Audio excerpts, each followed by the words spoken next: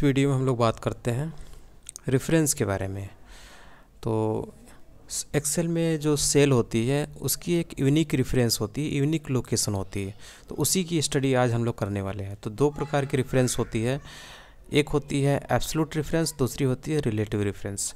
दोनों के बारे में आज हम लोग स्टडी करने वाले हैं। सबसे पहले आपको क्या काम करना है, office.com की वेबसाइट पे आना है और वहाँ से आपको माइक्रोसॉफ्ट 365 का ये प्लेटफॉर्म मिलेगा जिसके अंदर आपको एक्सेल मिलेगा, जिसको आप फ्री में इस्तेमाल कर सकते हैं। उसके बाद आपका उसी में एक्सेल सीट होगी तो उसको आप ओपन कर लेना। तो ये मैं एक्सेल के अंदर हूँ अभी।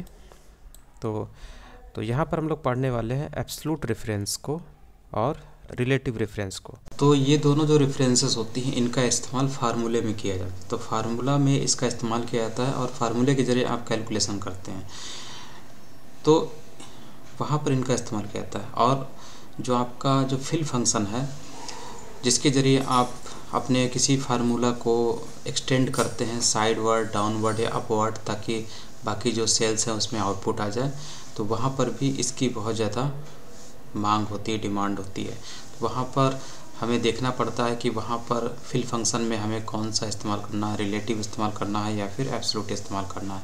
कभी कभी होता है कि हमें वहाँ पर पर्टिकुलर कॉलम में फिल फंक्शन के ज़रिए फार्मूले को एक्सटेंड करना होता है, जैसे डाउनवर्ड हो गया या अपवर्ड हो गया, तो वहाँ पर हमें रो को वेरी कराना होता है, कॉलम को कांस्टेंट रखना होता है। उसी तरीके से अगर मान लीजिए साइडवर्ड हमें फिल फंक्शन अप्लाई करना है, यानी कि किसी फार्मूला को एक्सटेंड करना है लेफ़्ट राइट, तो वहाँ पर हमें जो रो है वो कांस्टेंट रखनी होती है और कॉलम जो होती है वो वेरी करानी होती है। तो जहाँ पर रो कांस्टेंट रखनी होती है, कॉलम वेरी कराना होता है, या फिर कॉलम कांस्टेंट रखना होता है, रो वेरी कराना होता है, वहाँ पर हम जो रेफरेंस इस्तेमाल करते हैं वो होती है एब्सोल्यूट रेफरेंस। और जिस चीज़ को वेरी कराना होता है वो तो रिलेटिव जैसा ही होता है, लेकिन जिसे वेरी नहीं कराना होता उसे हमें कांस्टेंट रखना होता है। तो उसके लिए हमें डॉलर सिंबल इस्तेमाल करना पड़ता है उस पर्टिकुलर रेफरेंस के सामने। ठीक है, रेफरेंस के सामने यानी जो रेफरेंस के जो दो नेम होते हैं जिसमें कॉलम और रो दोनों शामिल होता है उसकी नेमिंग में, तो वहाँ पर अगर हमें कॉलम को कांस्टेंट रखना होता है तो कॉलम के सामने हमें डॉलर लगाना पड़ता है, और रो को अगर कांस्टेंट रखना है तो रो के सामने हमें डॉलर लगाना पड़ता है। उस हिसाब से वो एब्सोल्यूट रेफरेंस बनाई जाती है।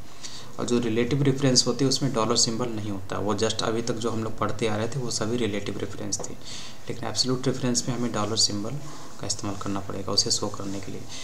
ये क्या चीज़ मैं बोल रहा हूँ इसको आपको प्रैक्टिकली समझ में आ जाए। ठीक है, तो धीरे धीरे इसको हम लोग देखते हैं। तो सबसे पहले हम लोग जो देखेंगे वो हम लोग रिलेटिव रेफरेंस देखेंगे। तो यहाँ पर जो आपको दिख रही है, जैसे कि यहाँ पर आपको दिख रहा होगा, जैसे कि मैं एक काम करता हूँ, इसको थोड़ा सा इसको छोटा कर लेता हूँ और यहाँ पे जो लिखा हुआ है इसको हटा देता हूँ क्योंकि इससे थोड़ा सा मिसअंडरस्टैंडिंग पैदा हो सकती है। इसको थोड़ा सा कॉलम ये छोटा कर देता हूँ। ठीक है, अब देखिए मैं ये काम करना चाह रहा हूँ कि इन दोनों का जो सम है मैं इसको यहाँ पे रखना चाह रहा हूँ, और फिर फिल फंक्शन का इस्तेमाल करेंगे और फिल फंक्शन के ज़रिए ये जो फार्मूला है सम वाला उसको हम एक्सटेंड करेंगे डाउनवर्ड, यानी कि ड्रैग करेंगे। ठीक है, तो इसमें जो इस्तेमाल हो रहा है वो कौन सी रेफरेंस है, जैसे कि मैं यहाँ पर देखता इसको क्लिक करता हूँ तो देखिए यहाँ पर G31 लिखा हुआ है। तो G31 क्या है, एक रिलेटिव रेफरेंस है। उसी तरीके से ये इसमें 65 रखा हुआ है, S31 ये भी एक रिलेटिव रेफरेंस है। तो ये जितनी आपको दिख रही हैं ये सभी रिलेटिव रेफरेंस हैं। ठीक है, तो इनका इस्तेमाल किया जाता है फिल फंक्शन में ताकि मैथमेटिकल कैलकुलेशन किया जा सके।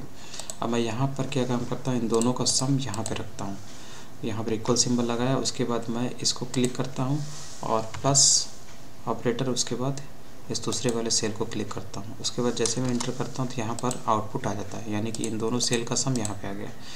तो यहाँ पे जो रेफरेंस हुई है, जैसे डबल क्लिक करिए तो आपको जो ये रेफरेंस दिख रही है G31 और S31, ये रिलेटिव रेफरेंस है। ठीक है, रिलेटिव क्यों है अभी देखिए आपको पता चल जाएगा। अब जैसे कि मान लीजिए यहाँ पर ये जो 170 वाला जो ये बॉक्स है सेल है, इसका जो बॉटम राइट कॉर्नर यहाँ पे जैसे ही हम माउस कर्सर हम लोग ले जाते हैं तो ये प्लस सिंबल दिखता है। इसको देखते ही हम लोग डबल क्लिक कर देते हैं। डबल क्लिक करते हैं तो ये बाकी जगह भी जो ये जो करस्पॉन्डिंग जो सेल है इनका सम ला के यहाँ पे रख दिया जाता है। ठीक है। इसका 140 प्लस 44 का सम कितना हुआ 184। उसी तरीके से 135 प्लस 47 का सम कितना 182। तो ये जो चीज़ है फिल फंक्शन में, जो ये फार्मूला का जो एक्सटेंशन किया यूज किया गया है डाउनवर्ड, तो इसको इस्तेमाल किया गया है। तो इसमें आपकी जो सेल इस्तेमाल हुई है, रेफरेंस इस्तेमाल हुई है, वो सारी कौन सी है, रिलेटिव रेफरेंस है। रिलेटिव क्यों है आपको अभी समझ में आएगा। देखिए यहाँ पे जैसे मैं डबल क्लिक करता हूँ तो यहाँ पे G31 है और S31 है। अब जब मैं यहाँ पे क्लिक करता हूँ तो देखिए G32 और S32 कितना आसान है, सभी जो है वो बदल जाती है, ठीक है। जो जिस सेल की ज़रूरत होती है सम लाने के लिए वो सेल ऑटोमेटिक यहाँ पे आ जा रही है। तो ये रिलेटिव है, ठीक। तो ये चीज़ है आपका, ये रिलेटिव हो गया। अब गड़बड़ी कैसे होती है, गड़बड़ी ऐसे होती है कि मान लीजिए यहाँ पर मैं कोई वैल्यू ले लेता हूँ। मान लीजिए मैं इसको लेता हूँ, इसको मैं ले लेता हूँ, मान लीजिए 5 लेते हैं, ठीक है। तो ये इस सेल का रेफरेंस नेम क्या है, D31 है, जिसमें 5 लिखा हुआ इसका नाम है D31। ये रिलेटिव रेफरेंस है। अब सपोज़ मैं एक काम करता हूँ कि इसको डिलीट कर देता हूँ और यहाँ पर मैं क्या काम करता हूँ, ये जो अमाउंट 2 वाला कॉलम है जिसमें 65, 62, 56 ये सब पड़े हुए हैं, इनको मैं 5 से मल्टीप्लाई करना चाहता हूँ, ठीक है। तो करके देखते हैं फिर क्या होता है, फिर बताते हैं आपको। तो यहाँ पर मैं क्या काम करता हूँ, इक्वलिटी सिंबल लगाता हूँ और उसके बाद 65 को क्लिक करता हूँ, उसके बाद मल्टीप्लाई वाला ऑपरेटर लगाऊंगा, उसके बाद ये 5 जो सेल है, 5 नंबर वाली सेल, इसको क्लिक करता हूँ। तो इसमें मल्टीप्लाई किया जा रहा है H31 यानी 65 को किससे, D31 यानी कि 5 से। अब मैं यहाँ पे इंटर हिट करता हूँ तो देखिए इसकी वैल्यू आ गई, ठीक है।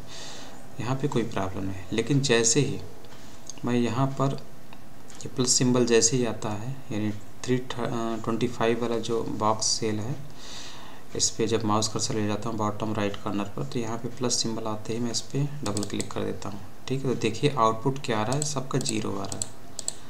0 क्यों आ रहा है, 0 के पीछे आने का मेन कारण है रेफरेंस एरर यहाँ पे आ रही है। क्योंकि अगर आप यहाँ पे देखिए आउटपुट तो इसने सही दिया है, लेकिन ये गड़बड़ इसलिए आ रहा है क्योंकि ये जो नीचे वाली सेल है इनका मल्टीप्लिकेशन इस 5 से हो ही नहीं पा रहा है। आप यहाँ पे डबल क्लिक करिए, देखिए इसका D32 से मल्टीप्लाई हो रहा है, इस 62 यानी कि S32 जो सेल है उसका मल्टीप्लिकेशन D32 से हो रहा है, जबकि होना किससे चाहिए था, D31 से होना चाहिए था, क्योंकि D31 पे ही 5 पड़ा हुआ है, जबकि हो रहा है मल्टीप्लिकेशन हो रहा है D32 से, यानी कि 5 के नीचे वाली सेल की वैल्यू से। और 5 के नीचे वाली सेल तो वैकेंट है, यानी कि वहाँ 0 है, और उसी 0 का इस S31 यानी कि 62 से मल्टीप्लिकेशन हो रहा है, इसीलिए आउटपुट 0 आ रहा है। तो कहने का मतलब है ये समस्या हो रही है, इसकी वजह से आपका जो आउटपुट है वो नहीं आ पा रहा है। तो ऐसी जगहों पर हमें ज़रूरत पड़ती है कांस्टेंट जो सेल होती है उसकी, यानी कि जो एब्सोल्यूट सेल होती है उसकी ज़रूरत पड़ती है।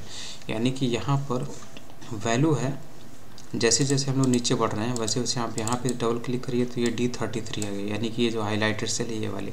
उसके बाद नीचे क्लिक करेंगे तो नीचे भी उसी हिसाब से आपकी सेल आ रही है, D34 आ रही है।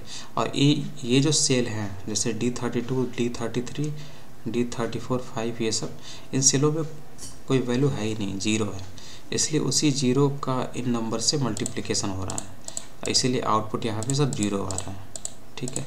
तो एक हिसाब से यहाँ पर जो सेल है वो रो वेरी कर रही है, कॉलम तो सही है, 5 वाली जो सेल है उसकी रो वेरी कर रही है यहाँ पे मल्टीप्लिकेशन होने पे, तो हमें उसे रोकना पड़ेगा। तो उसे रोकने के लिए ही हम डॉलर सिंबल का इस्तेमाल करते हैं, ठीक है। जैसे यहाँ पे देखिए, यहाँ पे इसको हटा देते हैं, यहाँ पे हमें ये 5 की वैल्यू चाहिए, यहाँ पे तो आ गई, लेकिन हमें यहाँ पर 5 की वैल्यू चाहिए, यहाँ पर भी, यानी कि जो 5 वैल्यू आएगी इन सभी जगहों पर उस मल्टीप्लिकेशन इन सेलों से हो सके। तो इसके लिए हमें यहाँ पर इसका जो रो में वेरिएशन है वो रोकना पड़ेगा। तो रो में वेरिएशन रोकने के लिए क्या कर सकते हैं, जैसे यहाँ पर इसको मैं क्लिक करता हूँ, इसको मल्टीप्लाई करता हूँ और यहाँ पर जैसे आपकी नेमिंग जो होती है, नेमिंग में सबसे पहले आपको कॉलम नेम लिखना होता है, उसके बाद आपको रो नंबर लिखना होता है और हमें रो को रोकना है। तो रो को रोकने के लिए हमें इसके पहले डॉलर सिंबल लगाना पड़ेगा। तो हम यहाँ पर ये सेल को ले लेते हैं, ये जो सेल थी, और हम क्या काम कर सकते हैं, जो रो है वेरी करे उसके पहले डॉलर लगा देते हैं, ये इस तरीके से। ठीक है, अब देखिए आपका काम हो जाएगा। अब जैसे आप इंटर हिट करेंगे तो यहाँ पे आ गया ये वैल्यू, और उसके बाद जैसे यहाँ पे डबल क्लिक करेंगे इससे आपका आउटपुट आ जाएगा। ठीक है, इस तरीके से होता है। अब इस पर किसी पे भी आप डबल क्लिक करिए तो देखिए सब में $31 ही उपलब्ध होगा। $31 सब में $31 की वैल्यू आपको मिल जा रही है, क्योंकि आपने 5 वैल्यू वाली जो सेल है उसको एब्सोल्यूट रेफरेंस के रूप में बना दिया इस्तेमाल करने के लिए। तो इसलिए हम लोग एब्सोल्यूट रेफरेंस इस्तेमाल करते हैं। और यहाँ पर चाहते तो आप कॉलम को भी कांस्टेंट बना सकते थे, जैसे कि यहाँ पर आप बनाना चाहें तो यहाँ पर आप डॉलर सिंबल डी के पहले भी लगा दीजिए, तब भी आपका कांस्टेंट हो जाएगा। लेकिन यहाँ पर कॉलम तो वैसे भी कांस्टेंट है, क्योंकि कॉलम कहीं नहीं जा रहा है, वो तो डाउनवर्ड अपवर्ड जा रहा है, इसलिए कोई दिक्कत नहीं है। इसलिए आपको केवल रो को कांस्टेंट बनाना था, ताकि रो में नीचे जो है सेल भागे ना, सेल यहीं पर यही वाली बनी रहे इन वैल्यूज़ के साथ मल्टीप्लिकेशन के टाइम, ताकि ये आउटपुट आ सके। तो इस लेक्चर में हम लोगों ने एब्सोल्यूट और रिलेटिव रेफरेंस होता है दोनों का इस्तेमाल करना सीख लिया। और भी एग्जांपल आपको बहुत सारे आगे मिलेंगे जिसमें लगातार एब्सोल्यूट और रिलेटिव का तो हर जगह इस्तेमाल होगा, एब्सोल्यूट का भी आपको जगह जगह इस्तेमाल करना होगा।